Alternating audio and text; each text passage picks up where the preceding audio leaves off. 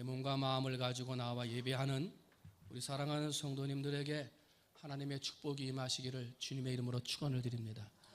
혹시라도 지난 일주일 동안 마음에 가지고 있었던 염려와 근심, 아니면 불안함, 걱정, 여러분이 가지고 있는 기도의 제목들이 있다면 오늘 말씀을 통해서, 예배를 통해서 힘과 용기를 얻어 다음 주간 일주일 동안에는 그 문제를 이기고 승리하는 여러분 되시기를 주님의 이름으로 축원을 드립니다. 할렐루야. 그런 복 받으시기를 바랍니다. 제가 교회 온 지 이제 1년 3개월 들어가는데, 오늘의 설교의 제목이 하나님의 저울에 달아보라 하는데, 그 저울에 달아볼 때 평가를 합니다. 달아보니까 함량 초과입니다. 600g을 달아야 되는데 700g입니다. 그러면 장사하시는 분이 다 주십니까? 아니지. 100g 떼어내고 주잖아요. 이렇게 봤더니 600g인 줄 알았는데 550g이라, 그거 50g 적잖아요. 더 주셔야 돼요. 평가합니다. 평가.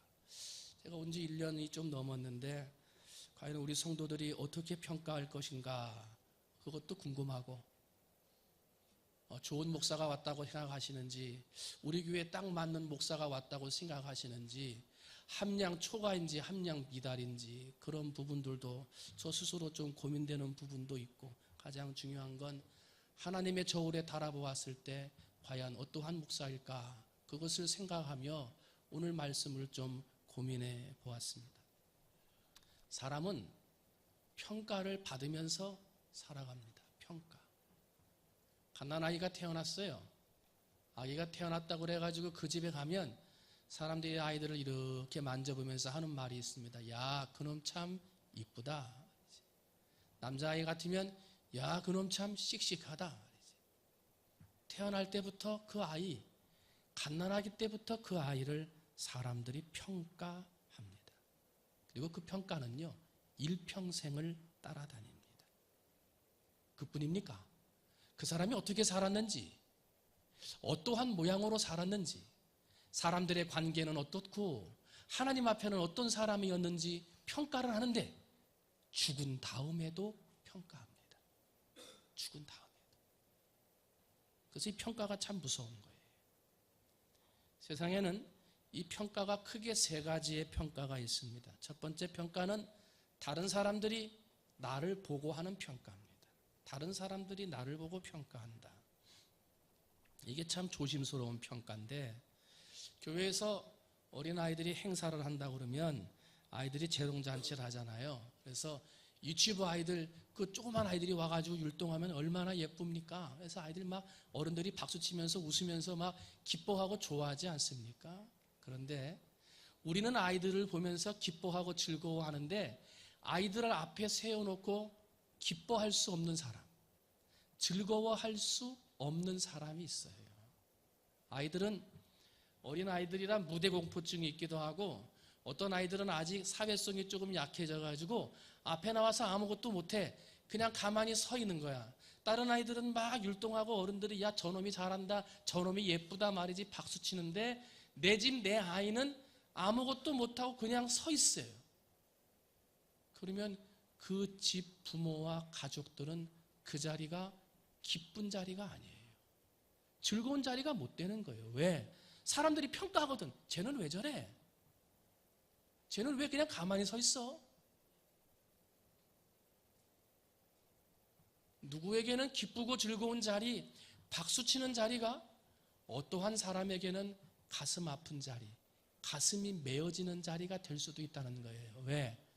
다른 사람들이 평가하는 말 때문에 우리는 다른 사람들에게 무슨 이야기를 하거나 평가를 할 때 말 한마디 한마디를 조심해야 돼요. 왜? 나는 그냥 있는 대로, 보이는 대로, 쟤가 아무것도 안 하고 서 있으니까 쟤 왜 아무것도 안 하냐, 이렇게 말한 것인데, 그러나 그 말 한마디가 어떤 사람들에게는 눈물 짓게 하고 가슴 아프게 하는 말이 될 수 있다는 거예요. 때문에 우리는 다른 사람을 평가할 때 조심해야 돼요. 아이들이 좀 더 크면 우리는 아이들을 학업 성적으로 평가합니다. 중학교를 들어가려고 해도 시험을 봐야 되고, 고등학교를 들어가려고 해도, 대학교를 가려고 해도 시험을 봐야 합니다. 평가를 해야 돼요. 살다 보니까 미분이나 적분, 필요가 없습니다. 살아가는데. 그런데 학업 성적을 평가하는 데는 그게 필요합니다. 더군다나 우리나라는 학벌을 중시하는 좀 안 좋은 그런 분위기가 있기 때문에 좋은 대학이라는 평가를 받아야 되고 좋은 점수를 받았다는 평가를 받아야 되는 사회 속에 살고 있기 때문에 우리는 그 좋은 평가를 위해서 밤을 새워가며 우리 아이들이 공부하고 있는 것입니다. 그런데 우리가 잘 알듯이 공부를 잘한다, 좋은 대학을 다녔다라고 평가받는다고 해서 그 아이들에게 전부 좋은 결과, 좋은 성공의 길이 열려지느냐? 그렇지는 않습니다. 공부한다고 해서 다 좋은 결과를 얻지는 못한다는 거예요. 그러나 이 말이 그러면 공부를 열심히 하지 말라는 말이냐? 그렇지는 않습니다. 왜냐하면 공부를 열심히 해야 좋은 성적을 얻었다는 평가를 받고 좋은 대학을 나왔다는 평가를 받아야 보다 많은 성공의 기회를 제공받기 때문에 우리는 힘들어도 공부를 열심히 해야 하는 것입니다. 어른들이 돼서 평가는 끝이지가 않습니다. 외모를 평가하고 소유를 평가하고 높고 낮음을 평가하고 어떨 때는 한 사람을 평가하고 어떨 때는 단체를 평가하고 어떨 때는 나라 전체를 평가하기도 합니다. 결국 사람은요, 평가하는 사람입니다. 근데 반대로 생각하면 사람은 평가받는 사람이기도 합니다. 그러니까 사람은 평가하기도 하고 다른 사람이 나를 평가하기도 하는 거예요. 이게 사람이 살아가는 삶의 모습이라는 거예요. 그런데 사람들이 나를 어떻게 평가하든지 그 평가에 내 삶이 제한돼서는 안 됩니다. 왜? 사람들이 하는 평가가 다 옳지 않기 때문에. 사람들이 나를 평가하는 게 다 옳으냐? 그렇지 않다는 거예요. 다른 사람이 어떻게 말하고 다른 사람들이 뭐라고 평가를 해도 나는 하나님이 내게 주신 재주와 재능과 사명을 가지고 나아갈 수 있어야 한다는 거예요. 미국 최고의 농구 선수로 알려져 있는 제레미 린, 이 대만계 미국 선수인데요. 이 사람은 뛸 때 나는 하나님의 영광을 위해 뛴다라고 공포하고 뛰는 사람이에요. 근데 이 사람이 하버드 대학을 나왔는데 농구를 워낙 좋아해서 농구 선수로 들어가요. 그런데 농구의 4부 리그, 1부도 아니고 4부 리그에 있는 골든 스테이트라고 하는 팀으로 들어가는데 농구를 20몇 게임을 뛰었는데 골이 고작 평균 2.6골이야. 평균. 그러니까 그 팀에서 6개월 만에 방출됩니다. 농구 선수 하지 말라는 거지. 그 다음에 휴스턴 로켓츠라고 하는 팀에서 그 친구를 다시 이 시범생, 후보생으로 해가지고 받아들입니다. 그런데 거기에 가지고 하는데도 농구 점수를 못 내는 거예요. 그래서 2주 만에 방출당합니다. 너는 농구하지 마라. 사람들이 농구 선수가 될 수 없다고 평가를 했어요. 집에 가서 자신을 돌아보다가 하나님을 찾게 되고 지금까지 자신의 이름을 높이고 자신의 유익을 위해 운동하려고 했던 자신을 발견했고, 아, 나를 만드신 분이 하나님이신데 내가 뛰는 것도 운동하는 것도 하나님을 위해 뛰어야 하는데 그것을 잊어버렸구나 하고 하나님 앞에 자기의 인생을 바로잡았습니다. 이제부터 내가 뛰는 건 누구를 위해? 하나님을 위해 뛰리라. 그런데 휴스턴 로켓츠 팀에서 방출되고 또 다른 팀에 들어가서 후보 선수를 전전하고 있는데 그날따라 주전 선수들이 다 줄줄이 부상을 당해요. 그래가지고 후반전 몇 분을 남겨놓고 이 선수가, 후보 선수가 이제 어쩔 수 없이 경기장에 들어갔는데 그 10여 분이 넘는 시간 동안에 27점을 넣습니다. 그래가지고 그 팀을 이기게 만들죠. 그때부터 이 선수는 미국의 유명한 최고의 선수가 됩니다. 어른들은 이름을 들으면 잘 알 수 있는 영화배우 가운데 클린트 이스트우드라고 하는 영화배우가 있습니다. 영화배우가 되겠다고 유니버설 영화사 책임자에게 시험을 보러 갔습니다. 탈락됐습니다. 너는 배우가 될 가능성과 소망이 없으니 꿈도 꾸지 말라 하는 평가를 받았습니다. 그런데 그가 최고의 영화배우가 됐습니다. 마를린 먼로, 이름만 들어도 다 아는 유명한 배우입니다. 모델을 하기 위해 모델 회사를 찾아갔습니다. 책임자가 말합니다. 모델은 포기하고 얼굴은 이쁘니 비서나 하든지 가정주부 노릇이나 해라 하고 퇴짜 맞았습니다. 그런데 최고의 영화배우가 되었습니다. 사람들의 평가는 이렇게 불완전한 것입니다. 때문에 사람들의 평가에 기죽거나 사람들의 평가에 따라 움직이는 사람이 돼서는 안 된다는 것입니다. 사랑하는 성도 여러분, 어느 자리에 어느 곳에 있든지 다른 사람들이 나를 내리는 평가, 그것 때문에 포기하거나 기죽지 말고 하나님이 내게 주신 천부적인 재능, 이것을 갈고 닦아서 하나님의 이름으로 성공하고 승리하는 성도님들이 되시기를 주님의 이름으로 축원을 드립니다. 두 번째 평가는요, 내가 나를 평가하는, 나 스스로를 평가하는 평가가 있습니다. 이것만큼 솔직한 평가는 없습니다. 다른 사람의 눈을 피해서 좋은 평가를 받을 수 있습니다. 그러나 내 속사람은 속일 수가 없는 것입니다. 아무리 다른 사람들이 나를 좋은 사람이라고 평가해도 나 스스로는 나의 잘못, 나의 부족, 나의 연약함을 알기 때문에 나 스스로를 평가하는 것만큼 중요한 것도 없습니다. 우리는 성경에 한밤중에 예수님을 찾아온 부자 청년을 기억합니다. 다른 사람들이 평가할 때 이 청년은 젊은 나이에 성공한 청년이었습니다. 학식도 높았습니다. 돈도 많았습니다. 사회적인 직위도, 종교적인 열심도, 부족함이 없는 청년이었습니다. 남들이 볼 때는 그랬습니다. 그런데 남들에게 보일 수 없는 자기만의 속된 속사람의 비밀이 있었습니다.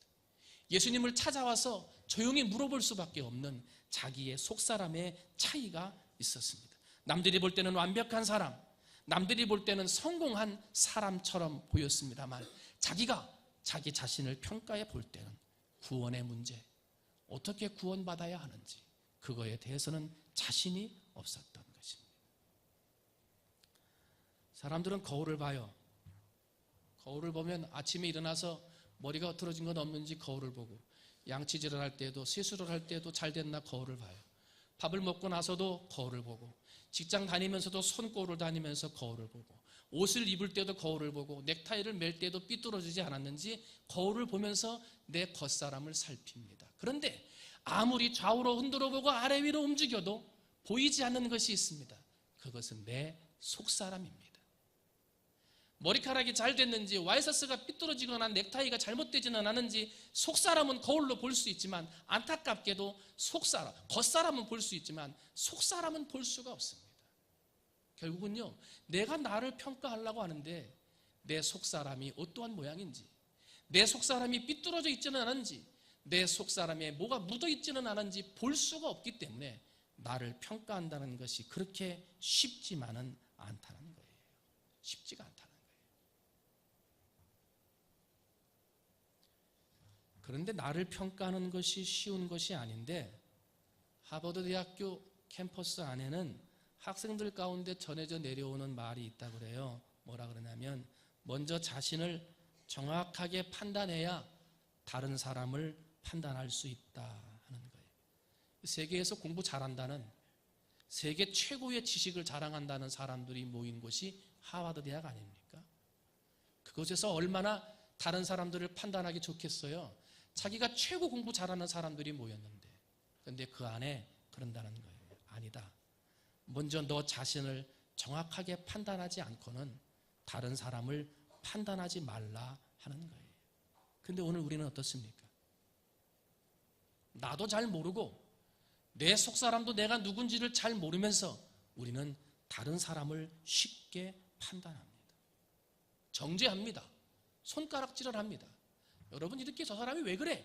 하고 손가락질할 때 그 사람을 가르치는 검지는 하나밖에 없지만 정작 나를 가르치는 손가락은 3개가 있습니다. 때문에 다른 사람을 판단하고 평가하기 전에 먼저 내 속사람을 판단하고 평가할 수 있는 자세를 갖는 것이 중요함을 우리에게 가르쳐주고 있습니다.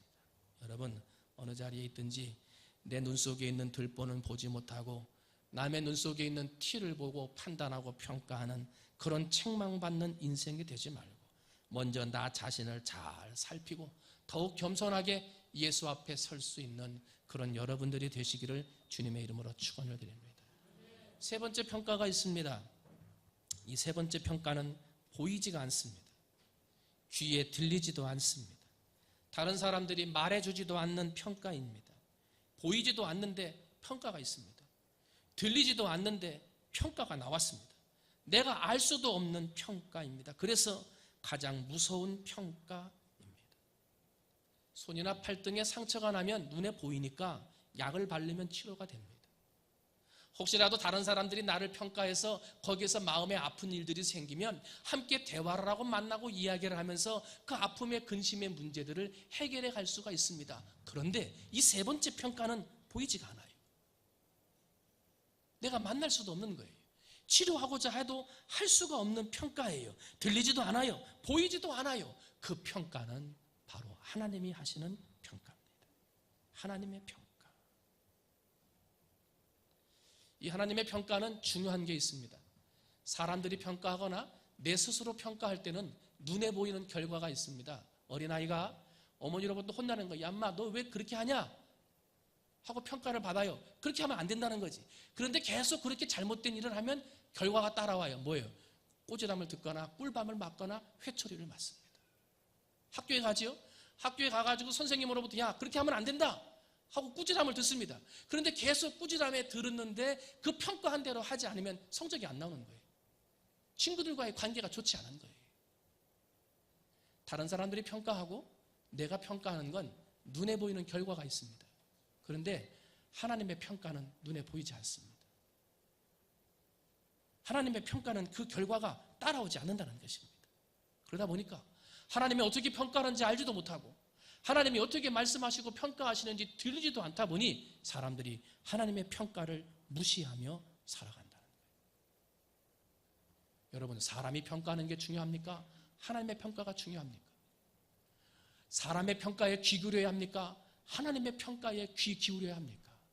우리는 너무나 잘 압니다. 그런데 당장 결과가 따라오지 않고 눈에 보이지 않는다 해서 하나님의 평가에는 귀 기울이지 않는다는 거예요. 오늘 하나님의 평가에 귀 기울이지 않은 한 사람의 이야기가 성경에 나옵니다. 벨사살이라는 왕입니다.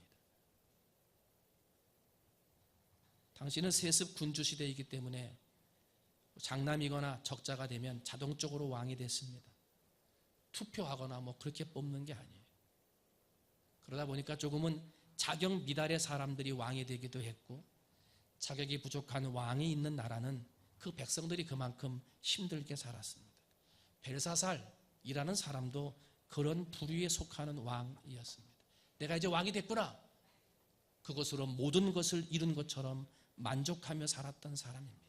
내가 왕인데 하고 이 세상에 최고의 권위의 자리, 하나님의 권세가 있는 줄 모르고 자기가 최고인 줄 알고 살았던 사람입니다.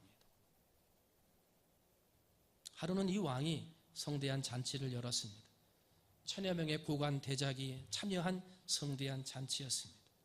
그 잔치를 베풀면서 벨사살 왕은 자기의 아버지, 성경은 아버지라고 나옵니다만 거기에 나와 있는 성경 해석을 보면 느부갓네살 왕이 할아버지로 나옵니다. 근데 당시의 문화는 자기의 가족들 가운데 훌륭하고 뛰어난 사람들이 있을 때 그 사람들의 이름, 내가 그 사람의 아들이다 이렇게 내세우는 걸 좋아했습니다. 그래서 성경은 아들이라고 나옵니다만은 정확하게는 그의 할아버지가 되어집니다. 자신의 할아버지인 느부갓네살 왕이 이스라엘을 초토화시켰습니다. 그리고 각 성전에서 쓰는 금으로 만든 그릇들을 다 가지고 왔습니다. 그런데 잔치를 하면서 그걸 가져오라는 거예요. 금으로 만든 이스라엘 성전에서 하나님을 섬기는 그릇으로 썼던 것들을 가져오라는 거예요. 뭐 하려고? 술 먹으려고. 먹고 마시고 술 먹는 그릇으로 하나님의 성전 그릇을 사용했다는 거예요. 그러면서 금은동 각종 것으로 만든 우상들을 찬양했다는 거예요. 얼마나 기분이 좋아요. 무력으로 이스라엘이 섬기는 하나님의 신을 이겼으니 우리가 믿는 신이 더 세다, 강하다, 이런 자부심을 가지고 얼마나 즐겁게 잔치자리를 벌이고 있었겠어요. 그런데 그렇게 즐겁고 그렇게 재미있던 그 자리에 깜짝 놀랄 광경이 눈앞에 펼쳐집니다. 갑자기 손가락들이 나타나더니 벽에 글자를 쓰는 거예요. 그걸 왕이 봤어요. 6절 말씀입니다. 오늘 다 읽지는 않았습니다만 이에 왕이 즐기던 얼굴 빛이 변하고 그 생각이 번민하여 넓적다리 마디가 녹는 듯하고 그의 무릎이 서로 부딪힌지라 그렇게 표현합니다. 얼굴이 흑색이 된 거예요. 아랫도리에 힘이 다 빠진 거예요. 무릎이 후들후들 떨리면서 부딪혔다는 거예요. 모르긴 몰라도 아마 그 자리에 있었던 많은 여자들은 비명 소리를 질렀을지도 모르겠어요. 그런데 더 무서운 것은 글자가 쓰여진 것도 무섭지만 도대체 저 글자가 무슨 말을 타는 것인지 알 수가 없었다는 거예요. 똑똑하다는 사람들을 다 동원해봤지만 해석하지 못했고, 그때 등장한 인물이 우리가 잘 아는 하나님의 사람 다니엘, 그가 명쾌하게 해석을 합니다. 메대는 하나님이 이미 왕의 나라의 시대를 세워서 그것을 끝나게 하셨다 하며, 대겔은 왕이 저울에 달려서 부족함이 보였다 함이라. 달아봤더니 부족하더라. 하나님이 평가해 보니까 함량 미달이더라 하는 거예요. 자기 저울에 달았을 때는 넘쳤습니다. 다른 사람들이 평가하는 저울에 달아봤더니 자기는 큰 왕이었습니다. 그런데 하나님의 저울에 달아보니 부족했습니다. 자기 스스로의 저울에 달았을 때는 풍성했고, 다른 사람들이 평가하는 저울에 달았을 때는 큰 왕의 자리에 있을 수 있었지만 하나님의 저울에 달아보니 부족했다는 거예요. 그래서 가장 정확하고 무서운 것이 하나님의 저울이에요. 손님이 찾아왔습니다. 밥을 주려고 하는데 방 앞에 있는 개밥 주던 개밥 그릇을 가지고 와서 거기다가 밥을 퍼준다. 그런 일이 없겠지만은 만약에 그런 밥을 받는다면 그 사람이 어떻겠습니까? 밥 먹지도 않고 일어날 거예요. 아마 친구 관계 끊어버릴 겁니다. 다시는 오지도 않을 거예요. 하나님의 고귀하고 거룩한 그릇, 하나님의 성전에서 사용되던 그 성전 기병들을 술 마시고 이방 우상을 섬기는 것에 사용했다고 하니 하나님이 기뻐할 리가 없었던 거예요. 하나님이 노하신 거예요. 그것이 벨사살이 지은 죄였던 거예요. 그래서 벨사살은 그날 밤에 죽임을 당했다. 오늘 읽은 말씀 5장 30절 말씀 봤더니 그날 밤에 갈대아 왕 벨사살이 죽임을 당하였다 그랬습니다. 죽임을 당하였다. 여러분, 벨사살 왕이 베푼 잔치자리에 나타난 손가락 이야기, 이게 어린이들의 동화 같은 이야기입니까? 아니면 그냥 한 번 듣고 흘려버릴 신화와 같은 이야기로만 생각이 되십니까?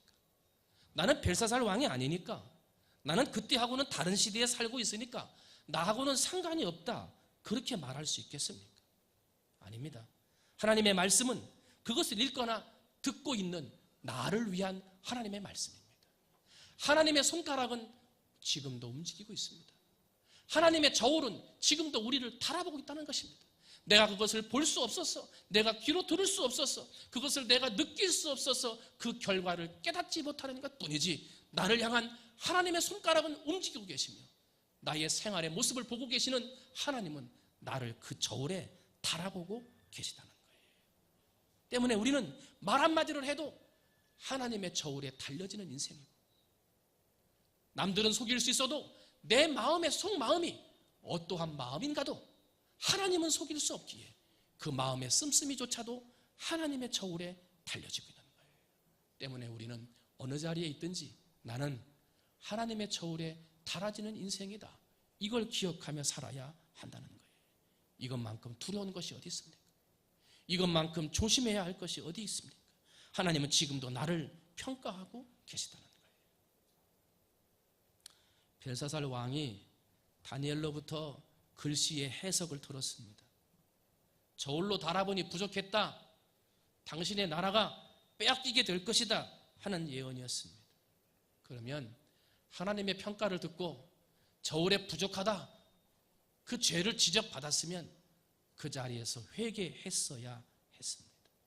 그러나 벨사살 왕은 꿈을 잘 해석해 주면 5장 7절 우리 하반절 말씀 보면, 누구를 막론하고 이 글자를 읽고 그 해석을 내게 보이면 자주색 옷을 입히고 금사슬을 그의 목에 걸어주리니 그를 나라의 셋째 통치자로 삼으리라 하고 한 말이 있습니다. 그래서 이 글을 해석해 주니까 회개하고 빨리 뉘우쳐야 하는데 그거는 하지 아니하고 약속한 대로 다니엘을 나라의 세 번째 앉히는 것으로 끝났습니다. 하나님의 거룩한 성물로 술을 마시고 이방 신전에 바쳤던 것을 회개하지 못했습니다. 예언의 말씀이 들리고 경고의 말씀이 들려 하나님의 저울에 달아보니 당신이 부족하다, 평가를 받았으면 그 죄 앞에 회개했어야 하는데 그는 회개하지 못했습니다. 하나님의 저울 앞에 겸손하지 못했습니다. 어떻게 됩니까? 그날 밤에 죽고 말았습니다. 히브리서 기자는 히브리 9장 27절 이렇게 말합니다. 한 번 죽는 것은 사람에게 정해진 것이고 그 후에는 반드시 심판이 있으리라. 하나님의 저울에 달아보고 함량 초가인지 함량 미달인지 나를 돌아봐야 한다는 거예요. 하나님의 저울은 누구도 피할 수 없습니다. 누구도 예외가 없습니다. 지금 우리는 하나님의 저울에 달리고 있음을 의식하며 살아야 하는 것입니다. 다른 사람이 나를 평가하고 내가 나를 평가하는 것도 무서운 것이지만 그러나 가장 두렵고 무서운 것은 하나님의 평가입니다. 때문에 우리는 하나님의 평가 앞에 더욱 겸손히 순종해야 하고 하나님의 평가 앞에 내 죄가 드러났을 때 회개하며 용서를 빌어야 하는 것입니다. 사랑하는 성도 여러분, 날마다 나를 하나님의 저울에 달아보시기를 바랍니다. 날마다 나를 회개의 자리로 이끌어 가시기를 바랍니다. 날마다 하나님 앞에 더욱 겸손하게 살아가시기를 바랍니다. 그래서 하나님의 평가가 내리기 전에 회개해야 할 것은 회개하고 더욱 겸손함으로 무장하여 잘 살아 마지막 내 인생 끝나는 날 하나님 앞에 갔을 때 함량 미달 달아보니 부족하다 그것이 아니라 함량 초가 달아보니 칭찬할 만하다 이렇게 인정받아야 되지 않겠습니까? 하나님의 저울에 나를 달아보고 함량 초가로 하나님 앞에 칭찬받는 우리 모든 성도님들이 다 되시기를 주님의 이름으로 축원을 드립니다. 기도하겠습니다.